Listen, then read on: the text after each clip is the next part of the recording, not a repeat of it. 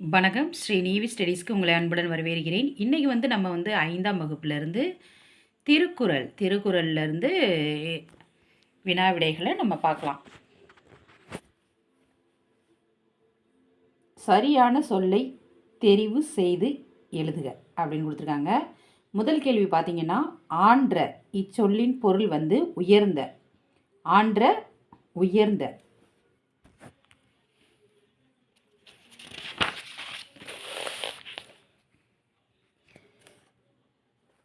இரண்டாவது கேள்வி, பெருஞ்செல்வம் இச்சொல்லை பிரித்து எழுத கிடைப்பது பெருமை கூட்டல் செல்வம். பெருஞ்செல்வம் பெருமை கூட்டல் செல்வம். மூன்றாவது கேள்வி, பண்புடைமை இச்சொல்லை பிரித்து எழுத கிடைப்பது பண்பு கூட்டல் உடைமை. பண்புடைமை பண்பு கூட்டல் உடைமை.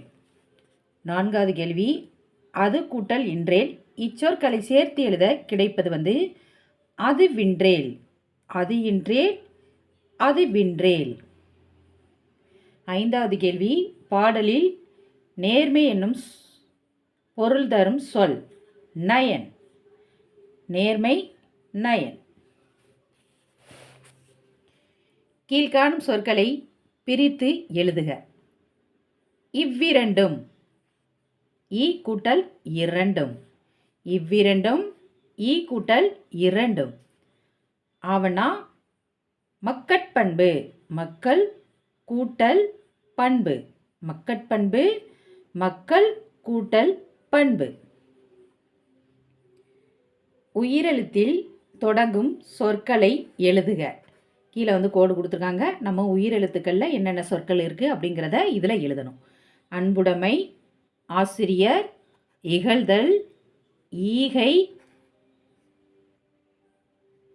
உதவி, ஊன்றுகோல், எய்யாமை, ஏகன், ஐம்பால், ஒற்றுமை, ஓங்காரம், அவ்வியம் அப்படின்ட்டு எழுதிருங்க. அடுத்து பார்த்தீங்கன்னா, பாடலில் இரண்டாம் எழுத்து ஒன்று போல் வரும் சொற்களை எடுத்து எழுதுக அப்படின்னு கொடுத்துருக்காங்க. பண்புடையார், மண்புக்கு, அறம்போலும், மரம்போல்வர் அப்படின்ட்டு எழுதிருங்க. அடுத்து பார்த்தீங்கன்னா, அன்புடைமை பண்புடைமை போல் ஈற்றில் மை என முடியும்படி 4 சொற்கள் எழுதுக அப்படின்னு கொடுத்துருக்காங்க. அசைவின்மை, அறியாமை, அளவின்மை, அறியாமை அப்படின்ட்டு எழுதுங்க. அடுத்து பார்த்தீங்கன்னா, வினாக்களுக்கு விடையளிக்க.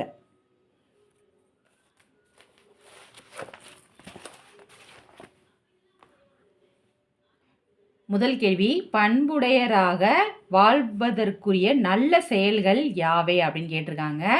அதற்கு பதில் பார்க்கலாம். அன்புடையவராக இருத்தல், உயர்ந்த குடியில் பிறந்திருத்தல் ஆகிய இவ்விரண்டும் பண்பு உடையவராக வாழ்வதற்குரிய நல்ல செயலாகும் அப்படின்ட்டு எழுதிருங்க.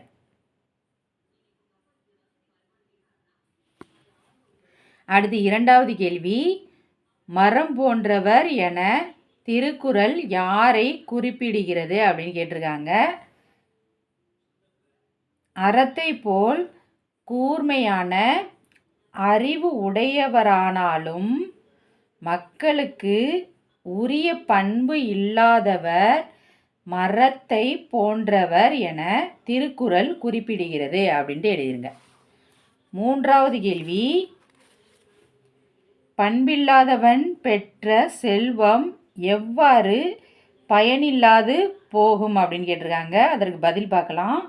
பண்பு இல்லாதவன் பெற்ற பெருஞ்செல்வமானது தூய்மையற்ற பாத்திரத்தின் தன்மையால் நல்ல பால் திரிவது போன்று பயனில்லாமல் போகும் அப்படின்ட்டு எழுதுங்க. அடுத்து பார்த்தீங்கன்னா, சிந்தனை வினா.